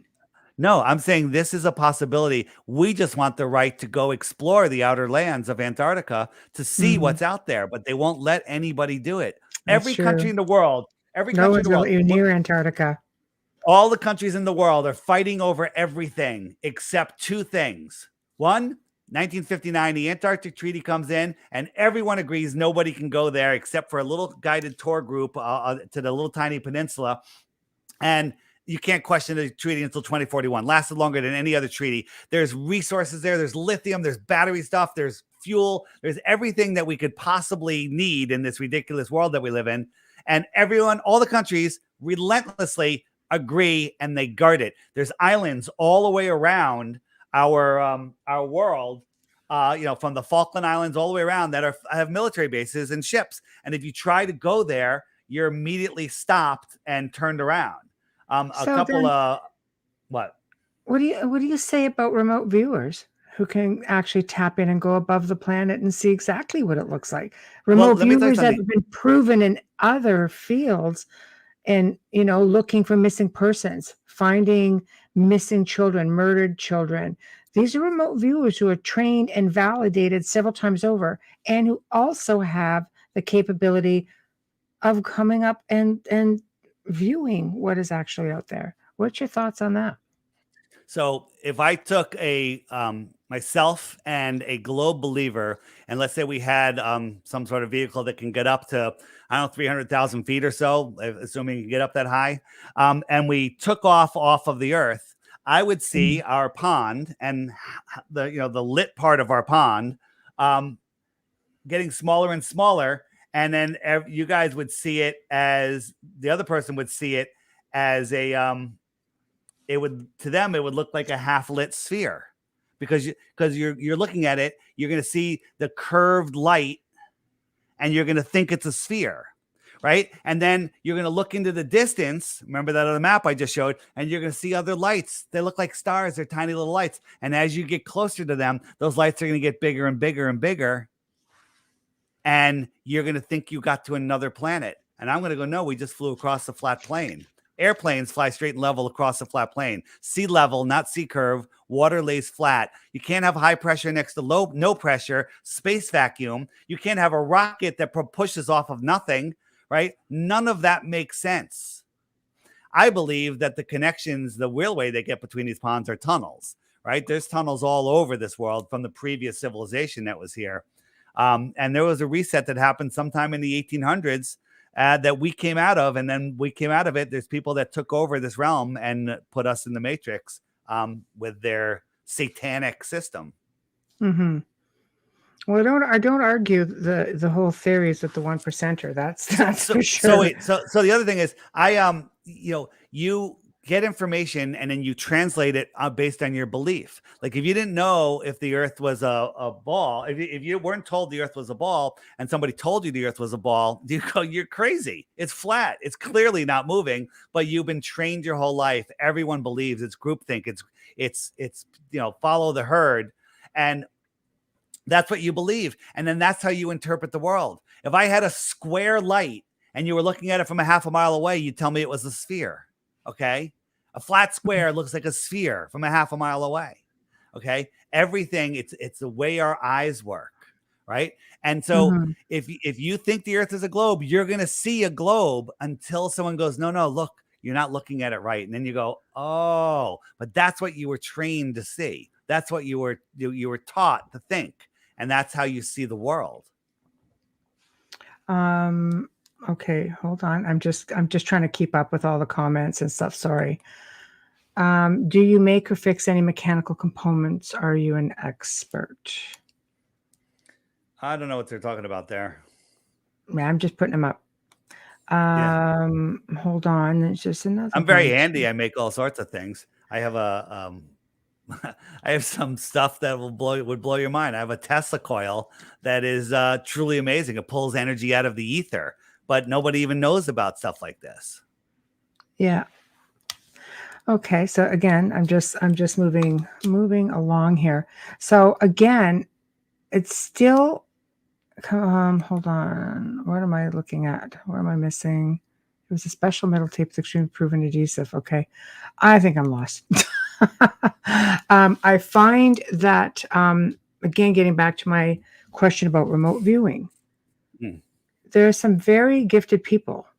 I know because I've worked with many of them who can just on a whim, just hear a name, find a coordinate, go out and find things that Let me ask you a are. I question. mean, Why do you have a longitude, latitude, 2 vector system for a 3-dimensional Earth? Where's the z-axis? Or is that latitude and longitude describing a flat Earth? Okay, the remote viewers work perfectly on a flat Earth. It makes perfect sense. The only discrepancy that they will have is their misunderstanding that if they went to another world, it's right here across the flat plane. They're just thinking, well, I'm seeing it. They see it differently. They see it completely differently. It's the same thing. Why? The question it's just like the person before. Where did all the lithium come from? What difference does it make if the Earth was a globe or flat? The Earth has lithium in it. Okay. Just coming up. Okay. So I'm just watching other things come in. You'll have to excuse me. Popular guy, That's all right. Dave. No, I Popular get guy. it. I get it. Here's the thing. For the people that are really fighting hard, and I'm used to this, ask Mhm. yourself, forget what's your best globe proof. And the thing is, you don't have any other than, Disney and NASA show you pictures of planets. But in reality, when you look up, you're seeing lights in the sky that are impossible. I look at Jupiter in the sky. It's brighter than any star on some nights. Well, how's that dirty, gassy ball reflecting a distant sun back to the earth, ignoring the inverse square law of light and being so bright? It makes absolutely no sense unless that light that we're seeing is something else, something energetic, right? Mhm. Mhm. This is the star Sirius. Does that look like a burning ball quadrillions of miles away? Right? Mhm. My favorite one is Capella. You can see it with your naked eye. This is Capella. Okay. This is here within our Earth system. Find Capella in the sky. Look at it. This is what you're seeing. Mhm. Okay. Get a super zoom camera, binoculars, telescope. Zoom in. This is what you'll see. This is sentient, right? I believe that we're in this living system that's the layers of heavens above us and the densities below us. It's all alive, and we're part of this living system. And the positions of the luminaries, where you are, when you were born, all of that matter. All of the wandering stars, which are now called planets in this satanic system, are named after gods. Okay? They're lying to us about everything. Oh, I don't doubt that we're being lied to. Right. And I But showed you mm, NASA faking things. Once you see that, you have to let it go. You have to let NASA go. Right. I mm, could show you stuff on the space station that they're not there. They're faking it. I show you one time they're hanging from wires, then it's over. I'll show it to you 10 times. You want to see green mm. screen? I'll show you where the green screen reveals itself. I'll show you them on harnesses. I'll show you their bathroom. Go, everyone. I'm not even going to show you NASA stuff today. When we're done, go to my YouTube channel. It's kind of, I don't know why it's blocked here. DITRH. DITRH. Deep inside the rabbit hole, right there. DITRH, and go to my latest video, or it's 1 or 2 videos back. It says I have to go to the bathroom. Watch that video with a thinking mind. It's short. It's 5 minutes, less than 5 minutes. And then you'll understand that makes absolutely no sense. Read the pinned comment too. Okay. And then once you let go, once your ego goes, okay, I've been lied to, then the whole world opens up to you. The whole world opens up to you. But you can still believe that you've been, that we're being lied to. I mean, that is evident with, like I said, with the powers that be. That's all over the place. You are in good company with a majority of people who are on board with, we are being lied to by the powers that be. However, okay, in all fairness, there's still a lot of questions that cannot be unequivocally answered when it comes to your perspective and from what you're saying. There's a lot that can't be answered. Well. So here's the thing. Nobody's arguing that we're being lied to. I could show you that we can. I showed you that we can see too far. You can go verify that yourself. Yeah. I showed you the physics of water, that water lays level. Large bodies of water rest lay level, and there is no curvature. I could show you laser experiments. They're all in the app. Showing lasers, microwaves, sonar, gunner, testimony from Navy people that say, they can, with their railgun, they can hit another ship 100 miles away. They can pinpoint another ship 100 miles away with a pencil thin laser beam. Well, there'd be 6,000 feet of curvature in between them. That's impossible. A submarine at the bottom of the ocean can see another submarine 100 miles away. Well, that sonar would have to climb over a mountain over a mile high, go down, hit the submarine, and come back bouncing over a mountain. That doesn't happen. These things only work on a flat earth, on a flat earth. So the question is, I showed you, I can show you these things again and again and again. Where is your proof of the globe? Right? In the app, if you go to where is it? But there are a lot of people who much like yourself are passionate about the information that they have with respects to the globe. Well, they're passionate. I was passionate too, but here's the thing. Where's your proof?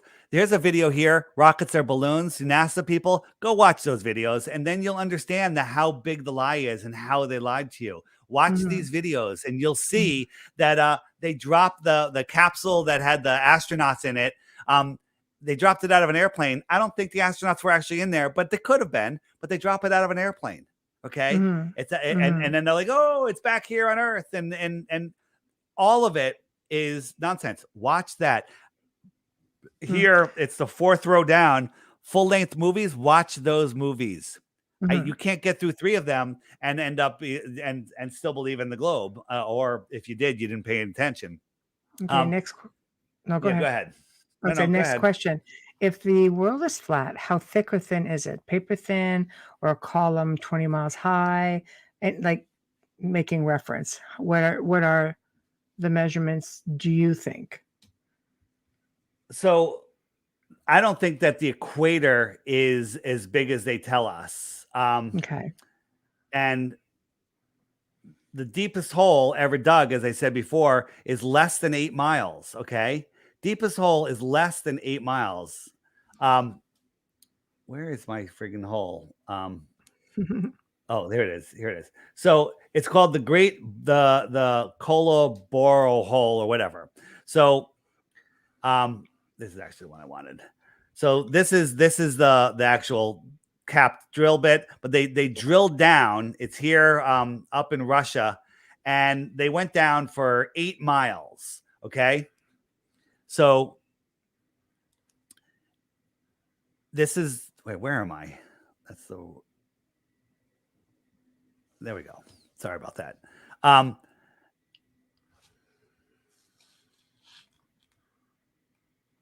So they went down 8 miles, and they used ground penetrating radar, which will tell them what they're going to hit next. Hey, there's no more water. There's water.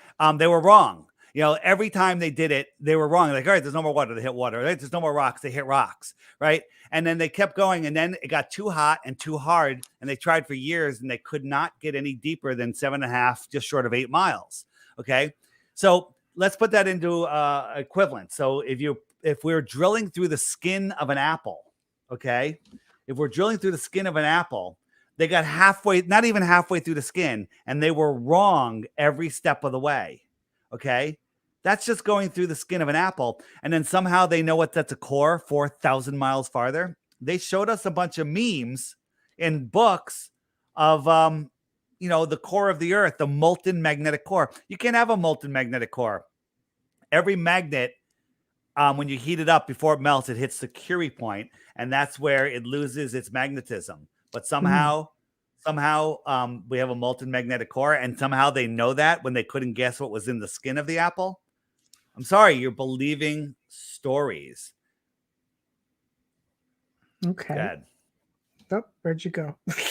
Oh, I'm gone again. Hold on. I'm coming back. I'm coming back. Here I am. Okay.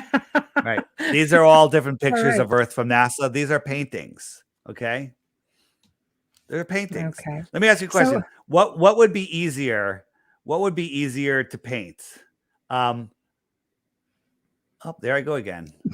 I like the wine. Yeah. Well, what would be easier to paint? The wine or the ball Earth? What would be easier to paint?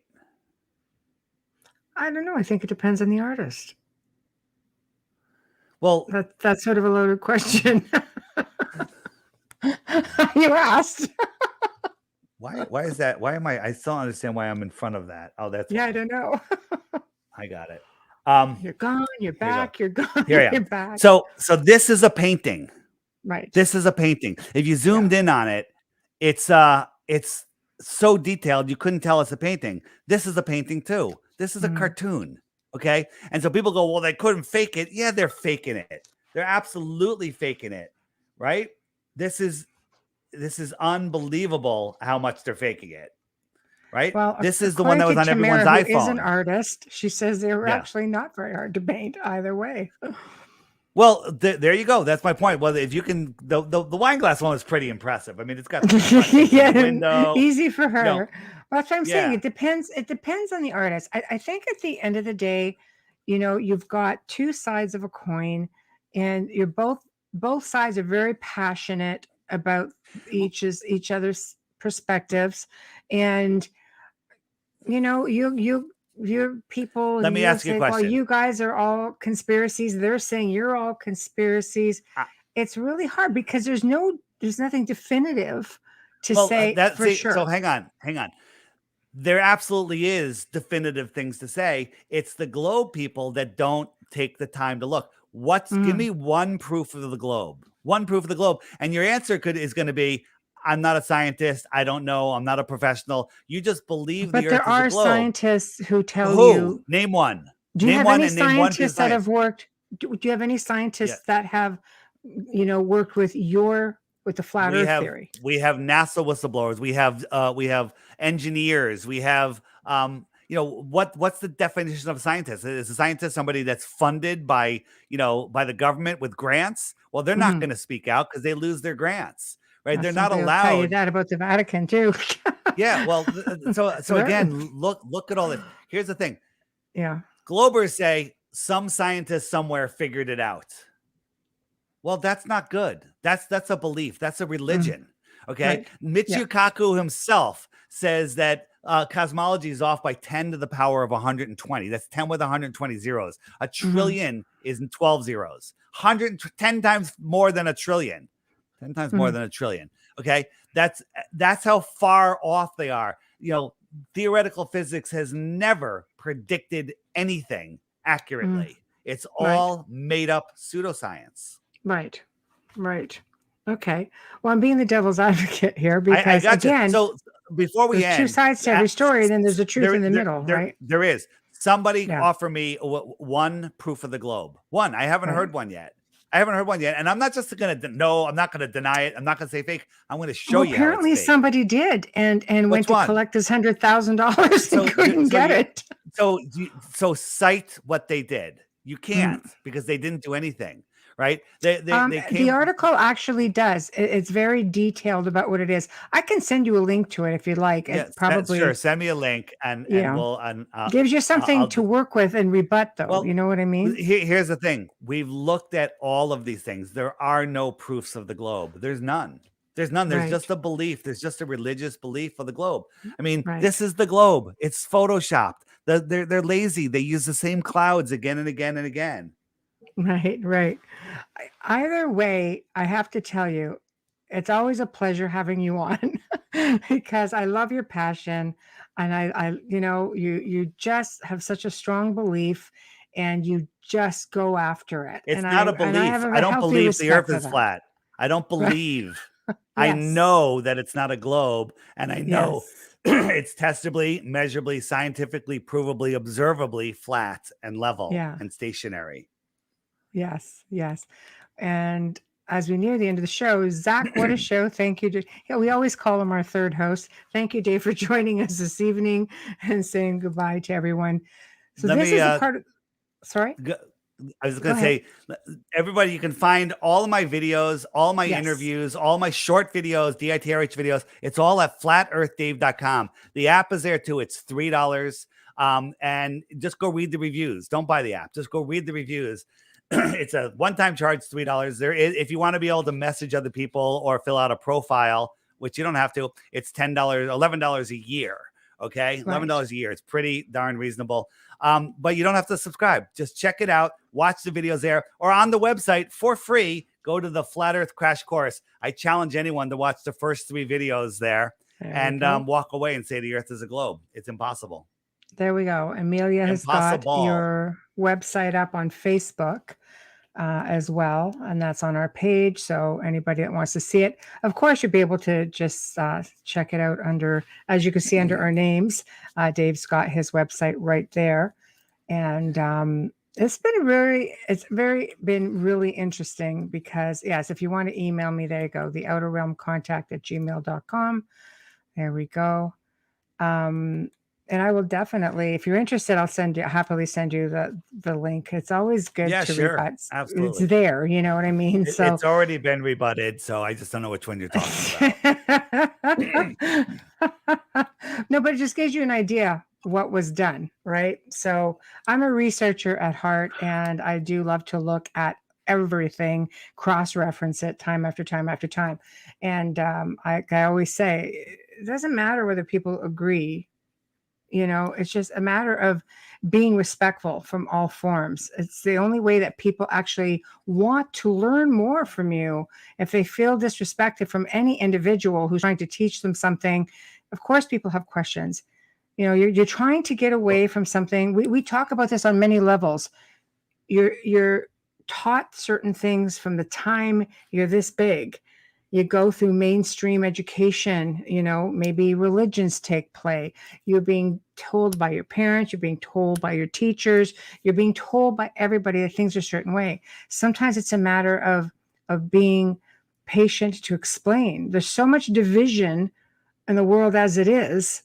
It's really hard. If you really want to try to reach people, there can't be division. It's like with something like this, it's you got, you're the globers and you got like the flat earthers, and it's like, man, come together and you probably just find you get a lot more achieved that way. I come at it from the perspective of a student. I surely don't have answers to a lot of what my guests come forward, but I do have millions of people who want to listen and who want to hear that side, because it's not made available to mainstream people, right? We have to rely on shows that bring people such as yourself forward to talk about this stuff. They're hiding this information because it's about control. And it's not until people are willing to lay down their egos and realize they've been lied to their whole life. And then once But you about a lot of things. yeah, well, a lot of things, but the way they get away with these things, they have you spinning out of control. They don't have your feet planted. They don't have your higher mind activated because you're trapped in the heliocentric matrix. When you're in the matrix, your brain doesn't work, and then they can get through all other psyops on you. They can make you think that a boogeyman's flying through the air, and it's going to make you chimp like a monkey. Okay, they can make you believe anything. It's all absolute nonsense. And once you wake up to flat Earth, then you wake up to everything else. It's Mhm. amazing. Right. And well, I love it. Again, I love your energy, and I love the presentation. I've definitely enjoyed every step of the way through the show, and I knew I would. We had a blast the first time you were on, and we definitely had a blast with you this time. Amelia, of course, from chat, because she's still, getting better, and long haul for her, so she didn't want to miss this either. So thank you, and I will send you the links to the show, and I will email you with that other link, and I can email you, of course, with other information, as I always do with our guests, to let you know what our listenership was. All right. Thanks so much. Okay, Dave. Thank you. Always a pleasure. Have a good night. Good night, Bye. darling. Bye-bye now. Well, we've come to another fantastic segment here on the Outer Realm. And again, I always have to say, love him or hate him, he's full of energy. He totally believes in it. He educates with what he's got available, and he's got a great following. And I have to say, when we post the archives, they go up. People love him. So thank you, big thank you to David Weiss tonight. And guys, if you're on YouTube and you enjoy the content, please subscribe. It would be appreciated. We appreciate your support and want to continue to bring you interesting guests. So thank you, Folgers Coffee. Thank you, Dr. Snick. If you guys do want to contact me, please, the outerrealmcontact@gmail.com. I will respond as I can. If you have questions for myself or Amelia, that's how you do it. Next week, we have the return of Ryan Musgrave Evans, who's going to be picking up where he left off with his research in respect to experiences with tall whites. And Thursday evening, we welcome back friend and guest Nick Redfern to the show, who will be discussing Rh-negative blood and the ET connection. Until then, of course, Amelia and I bid you all good night. And to all David's followers in chat, thank you so much for partaking. We really appreciate it. And never know, maybe we'll all get to do this again sometime. So thank you and good night, everyone.